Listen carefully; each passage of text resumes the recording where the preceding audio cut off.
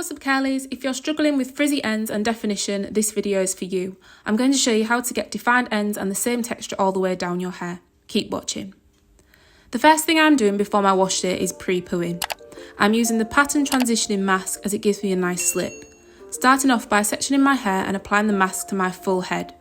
This step is key to preventing excess moisture loss, which in turn can enable your ends to stay moisturised and clump together. Once that is done, I'm rinsing it off and applying the Detox Shampoo by K18. I had a little build up this week, so I wanted a reset. Hair always performs best when it is freshly washed and clarified. Going in with my scalp massager and focusing on the roots, I do this process twice. Then the most important part, deep conditioning. This is a key part of getting definition, as you need a good moisture and protein balance. If your hair is too moisturised and soft, it will give you more frizz. So today we are using the Mielle Babassu Deep Conditioner, which has a balance of protein and moisture.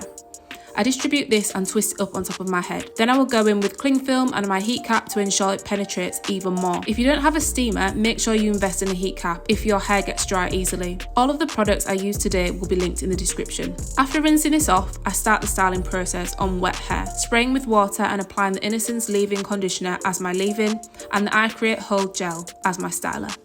It is important that the styler you use has a medium to strong hold if you want defined ends. Try to stay away from mousses. I use a combination of raking, smoothing and a brush to get defined curl clumps all the way down my hair, and I found that the wider my fingers are spread when raking gives me thicker curl clumps. This is what the first section looks like.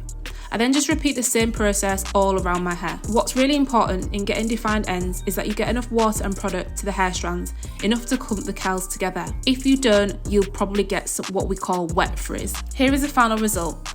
I decided to air dry this today as I had time, but it still gave me a lovely defined look.